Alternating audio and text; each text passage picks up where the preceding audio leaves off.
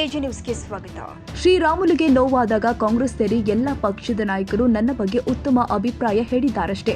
ನನಗೆ ಪಕ್ಷ ಬಿಡುವ ಎಂದು ಹೇಳಲು ಯಾರಿಗೂ ಹಕ್ಕಿಲ್ಲ ಅಂತ ವಿಜಯನಗರ ಜಿಲ್ಲೆಯ ಕೂಡ್ಲಿಗಿಯಲ್ಲಿ ಮಾಜಿ ಸಚಿವ ಶ್ರೀರಾಮುಲು ಹೇಳಿದರು. ಬಿಜೆಪಿ ರಾಷ್ಟ್ರಾಧ್ಯಕ್ಷ ಜೆಪಿ ನಡ್ಡಾ ಅವರು ದಿಲ್ಲಿಗೆ ಬರುವಂತೆ ನನಗೆ ಆಹ್ವಾನಿಸಿದ್ದಾರೆ.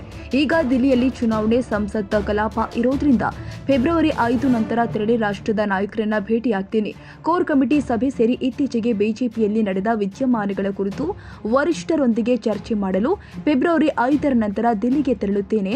ನಾನು ಯಾವುದೇ ಕಾರಣಕ್ಕೂ ಪಕ್ಷ ಬಿಡುವುದಿಲ್ಲ. ಪಕ್ಷದಲ್ಲಿ ಬೇರೆ ಬೇರೆ ಕಡೆ ಅಪಸ್ವರ ಎದ್ದಿರುವುದು ಹಾಗೂ ಎಲ್ಲರೂ ಒಗ್ಗಟ್ಟಾಗಿ 2028ರಲ್ಲಿ ರಾಜ್ಯದಲ್ಲಿ ಮತ್ತೆ ಬಿಜೆಪಿ ಅಧಿಕಾರಕ್ಕೆ ತರುವ ನಿಟ್ಟಿನಲ್ಲಿ ಪಕ್ಷದ ಸಂಘಟನೆ ಕುರಿತು ಚರ್ಚೆ ಮಾಡ್ತೀನಿ. ಪಕ್ಷದ ನಾಯಕರು ಆದ ಯತ್ನಾಳ್, ರಮೇಶ್ ಜಾರಕಿಹೊಳಿ, ಡಾಕ್ಟರ್ ಸುಧಾಕರ್ ಸೇರಿ ನಾನಾ ನಾಯಕರ ಅಸಮಾಧಾನದ ಕುರಿತು ಕೇಳಿದ ಪ್ರಶ್ನೆಗೆ ಎಲ್ಲ ಪಕ್ಷದಲ್ಲೂ ಇದು ಸಾಮಾನ್ಯ, ಎಲ್ಲರೂ ಪಕ್ಷದ ವರಿಷ್ಠರ ತೀರ್ಮಾನಕ್ಕೆ ಬದ್ಧರಾಗಿ ಸಂಘಟನೆಯಲ್ಲಿ ತೊಡಗಬೇಕಾಗುತ್ತೆ ಅಂತ ಮಾಜಿ ಸಚಿವ ಶ್ರೀರಾಮುಲು ಹೇಳಿದರು. ನಾಯಕರು ಎಲ್ಲರೂ ಕೂಡ ಸೇರಿಕೊಂಡು ವಿಜೇಂದ್ರ ನೇತೃತ್ವದಲ್ಲಿ ಪಾರ್ಟಿ ಕಟ್ಟಬೇಕು, ಪುನಃ ಪಾರ್ಟಿ ಅಧಿಕಾರಕ್ಕೆ ಬರಬೇಕು ಅನ್ನೋ ವಿಚಾರ ಮಾಡಿದಂತ ಟೈಮಲ್ಲಿ ಎಲ್ಲರೂ ಕೂಡ ಸೇರಬೇಕು, ಎಲ್ಲರೂ ಕೂಡ ಒಗ್ಗಟ್ಟಿಂದ ಕೆಲಸ ಮಾಡಬೇಕು ಅನ್ನೋ ರೀತಿಯಲ್ಲಿ ಮಾಡ್ಕೊಂಡು ಹೋಗ್ತೀವಿ. ಎಲ್ಲರೂ ಕೂಡ ಸೇರಿ ಸರ್, ವಿಜಯೇಂದ್ರ ಅವರು ಅಧ್ಯಕ್ಷರಾಗಿ ಮುಂದುವರಿಬೇಕಂತ ನಿಮ್ಮ ಅಭಿಪ್ರಾಯ? ಪಾರ್ಟಿ ಯಾವತ್ತಿದ್ರು ಕೂಡ ನೋಡಿ, ಒಂದ್ಸರಿ ರಾಷ್ಟ್ರೀಯ ಪಕ್ಷಗಳು ಒಂದ್ಸರಿ ಅಧ್ಯಕ್ಷರಾಗಿ ನೇಮಕಾತಿ ಆದ ನಂತರ ಪುನಃ ಬೇರೆ ಮೊನ್ನೆ ನಮ್ಮ ಕೋರ್ ಕಮಿಟಿಯಲ್ಲಿ ಚರ್ಚೆ ಆಯಿತು, ಬೇರೆ ಬೇರೆ ಕಡೆ ಕೂಡ ಚರ್ಚೆ ಆಯ್ತು. ಇವತ್ತು ಅಧ್ಯಕ್ಷರನ್ನ ವಿಚಾರ ಬಂದಂತ ಟೈಮಲ್ಲಿ ಮುಂದಿನ ದಿನಗಳಲ್ಲಿ ಚುನಾವಣೆ ಮೂಲಕ ಆಯ್ಕೆಯನ್ನು ಮಾಡಬೇಕು.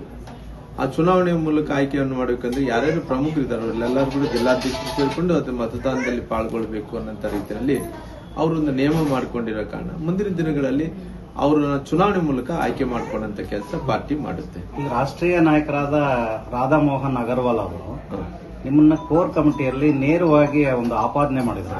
ನಿಮ್ಮ ಸೋಲಿಗೆ, ಸಂಡೂರು ಸೋಲಿಗೆ ರಾಮುಲು ಅವರೇ ಕಾರಣ. ನಾನು ಬಹಳ ಕ್ಲಾರಿಟಿಯಾಗಿ ಎಲ್ಲ ಸ್ಪಷ್ಟೀಕರಣವನ್ನು ಕೂಡ ಕೊಡಂತ ಕೆಲಸ ಮಾಡಿದ್ದೀನಿ.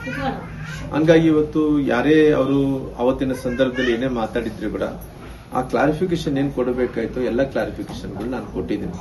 ಆ ಕ್ಲಾರಿಫಿಕೇಶನ್ ಕೊಟ್ಟಿರೋ ಕಾರಣ ಪುನಃ ಮತ್ತೆ ಕ್ಲಾರಿಫಿಕೇಶನ್ ಕೊಡೋದ್ರಿಂದ ಅದನ್ನ ಪುನಃ ಶಬ್ದಗಳು ರಿಪೀಟ್ ಮಾಡಿದಂಗೆ ಆಗ್ತವ. ಎಂಥ ಪರಿಸ್ಥಿತಿಯಲ್ಲಿ ಅವ್ರಿಗೆ ಯಾವ್ದೊಂದು ತಪ್ಪು ಮಾಹಿತಿ ಇರ್ಬೋದು, ಯಾರು ಹೇಳುವಂತವ್ರು ಬೇರೆ ಎಲ್ಲೋ ಒಂದು ಕಡೆ ಹೇಳಿರ್ಬೋದು, ಹಂಗಾಗಿ ಅವರು ಸಿಟ್ಟದಲ್ಲಿ ಮಾತಾಡಿರ್ಬೋದು. ಮಾತಾಡಿದಂತ ಟೈಮಲ್ಲಿ ನಾನು ಏನ್ ಹೇಳ್ಬೇಕಾಯ್ತು ಎಲ್ಲಾ ವಿಚಾರಗಳನ್ನು ಕೂಡ ಮಾಧ್ಯಮದ ಮೂಲಕ ಹೇಳಿದೀನಿ, ಜನರು ಕೂಡ ತಿಳಿಸಂತ ಕೆಲಸ ಮಾಡಿದ್ವಿ. ಯಾರು ಕೆಲವೊಂದು ಮಂದಿ ಏಕೋಚನದಲ್ಲಿ ಏನ್ ಮಾತಾಡಿ ಅವರು ಕೂಡ ಇಡೀ ರಾಜ್ಯ ಜನರು ಉತ್ತರ ಕೊಡುವಂತ ಕೆಲಸ ಕೂಡ ಮಾಡಿದಾರೆ. ಹಂಗಾಗಿ ನನ್ನ ಸ್ಪಷ್ಟೀಕರಣ ಇಷ್ಟೇ, ಏನೇ ಇದ್ರು ಕೂಡ ಪಾರ್ಟಿ ವಿಚಾರ ಬಂದಂತ ಟೈಮಲ್ಲಿ ಏನು ಸಣ್ಣ ಪುಟ್ಟ ವ್ಯತ್ಯಾಸಗಳು ಆಗಿದ್ರು ಕೂಡ ಅವೆಲ್ಲ ಕೂಡ ಸರಿಪಡಿಸ್ಕೊಂಡು ಮುಂದಿನ ದಿನಗಳಲ್ಲಿ ಪಾರ್ಟಿ ಕಟ್ಟುವಂತ ಕೆಲಸ ನಾವೆಲ್ಲರೂ ಕೂಡ ಮಾಡ್ಕೊಂಡು ಹೋಗ್ತೀವಿ. ಜನಾರ್ದನ್ ರೆಡ್ಡಿ ಅವರು ನಿಮ್ಮನ್ನ ಪಕ್ಷ ಬಿಟ್ಟು ಹೋಗೋದಿದ್ರೆ ಹೋಗ್ಲಿ ರಾಮುಲು ಅವರು ಅನ್ನುವಂತ ಮಾತುಗಳನ್ನ ಅವರು ಹೇಳಿದ್ರು. ನೋಡ್ರಿ, ಅವರು ವೈಯಕ್ತಿಕವಾದಂತ ವಿಚಾರಗಳನ್ನ ಅವರು ಫ್ಲೋ ಅಲ್ಲಿ ಮಾತಾಡಿರ್ಬೋದು, ಇಲ್ಲ ಅನ್ನಕ್ ಹೋಗಲ್ಲ ನಾನು. ಯಾಕಂದ್ರೆ ಅದನ್ನ ಬೆಳೆಸೋಕ್ ಹೋಗಲ್ಲ. ಯಾಕಂದ್ರೆ ಕೆಲವೊಂದು ಸಂದರ್ಭದಲ್ಲಿ ಅವರು ಪಾರ್ಟಿ ಬಿಟ್ಟು ಹೋಗು ಅನ್ನಕ್ಕ ಅವ್ರಿಗೇನು ಅವ್ರು ಯಾರು, ನಾವ್ ಹೆಂಗ ಕಾರ್ಯಕರ್ತರು ಅವ್ರು ಕೂಡ ಹಂಗೆ ಕಾರ್ಯಕರ್ತರು. ಹಂಗಾಗಿ ಪಾರ್ಟಿ ವಿಚಾರ ಬಂದಂತ ಟೈಮಲ್ಲಿ ರಾಷ್ಟ್ರೀಯ ನಾಯಕರು ಇವತ್ತು ರಾಮುಲು ಅವರು ಇಂಥ ಸಂದರ್ಭದಲ್ಲಿ ಕೂಡ ಎಲ್ಲಿ ಕೂಡ ಮಿಸ್ಫೈರ್ ಆಗಬಾರದು, ಯಾರೊಬ್ಬರು ಹೇಳಿದಂತ ಮಾತು ಕೇಳಬಾರ್ದು ಅನ್ನೋ ಕಾರಣದಿಂದ ನನಗೆ ಬಹಳಷ್ಟು ನಾಯಕರೆಲ್ಲರೂ ಕೂಡ ಮಾತಾಡಿದ್ದಾರೆ. ಹಂಗೆ ಎಂಥ ಪರಿಸ್ಥಿತಿಯಲ್ಲೂ ಕೂಡ ಪಾರ್ಟಿ ವಿಚಾರ ಬಂದಂತ ಟೈಮಲ್ಲಿ ನಾವೆಲ್ಲರೂ ಒಂದಾಗಿ ಕೆಲಸ ಮಾಡಂತ ಕೆಲಸ ಮಾಡ್ತೀವಿ. ನೀವು ಯಾವುದೇ ಕಾರಣಕ್ಕೂ ಪಕ್ಷ ಬಿಡಲ್ಲ ಸರ್? ಪಕ್ಷ ಬಿಡಂತ ಪ್ರಶ್ನೆನೇ ಬರಲ್ಲ. ಯಾಕಂದ್ರೆ ಪಾರ್ಟಿ ಅಂದ ತಕ್ಷಣ ಮುಂಚೆಂದು ಕೂಡ ಪಾರ್ಟಿಯನ್ನು ಕಟ್ಟಿದೀವಿ, ಕೆಲವೊಂದ್ಸರಿ ಅಧಿಕಾರಕ್ಕೆ ಬಂದಿದ್ವಿ, ಮಂತ್ರಿಗಳಾಗಿ ಕೆಲಸ ಮಾಡಿದ್ವಿ. ಪಾರ್ಟಿ ಇಷ್ಟೊಂದು ಮಾಡಿದಂತ ಟೈಮಲ್ಲಿ ಕೂಡ ಪಾರ್ಟಿ ಬಿಡಂತ ಪ್ರಶ್ನೆ ಇಲ್ಲಿಂದ ಬರುತ್ತೆ. ನೀವು ಯಾವಾಗ ಡೆಲ್ಲಿಗೆ ಹೋಗಿ ನಿಮ್ಮ ವರಿಷ್ಠರನ್ನ ಭೇಟಿ ಏನಾದರೂ ಮಾತಾಡಿ? 5ನೇ ತಾರೀಕಿನ ನಂತರ ಡೆಲ್ಲಿಗೆ ಹೋಗ್ತೇನೆ. ಕನ್ನಡಿಗರ ಮೆಚ್ಚಿನ ನಿಮ್ಮ ಎಜೆ 24/7 ನ್ಯೂಸ್ ಕನ್ನಡ ವಾಹಿನಿ ಇದೀಗ ಟಿವಿಯಲ್ಲಿ ಲಭ್ಯ. ವೇಳೆ ನೋಟಿಸ್ ಕೊಟ್ಟಿದ್ರೆ ವಾಪಸ್ ತಗೋತೀವಿ.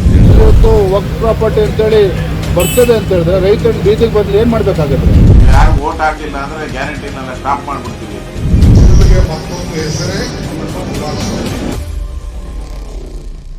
ಕರ್ನಾಟಕ ಮತ್ತು ದೇಶ ವಿದೇಶ 360 ಡಿಗ್ರಿ ಸುದ್ದಿ ಹಾಗೂ ಉತ್ತರ ಕರ್ನಾಟಕ, ಬೆಳಗಾವಿ, ಬಾಗಲಕೋಟೆ, ಧಾರವಾಡ, ಹಾವೇರಿ, ಗದಗ, ಬಿಜಾಪುರ ಜಿಲ್ಲೆಯ ಕ್ಷಣ ಕ್ಷಣದ ವಿವರವನ್ನ ಪಡೆಯುವುದಕ್ಕೆ ಎಜೆ 24/7 ನ್ಯೂಸ್ ಕನ್ನಡ ವಾಹಿನಿಯನ್ನ ಲೈಕ್ ಮಾಡಿ, ವಿಡಿಯೋಗಳನ್ನ ಶೇರ್ ಮಾಡಿ, ಕಮೆಂಟ್ ಮಾಡುವ ಮೂಲಕ ನಮ್ಮ ವಾಹಿನಿಗೆ ಸಹಕಾರ ನೀಡಿ ಮತ್ತು ಚಾನೆಲ್ ಅನ್ನ ಸಬ್ಸ್ಕ್ರೈಬ್ ಮಾಡಿ. ಧನ್ಯವಾದಗಳು.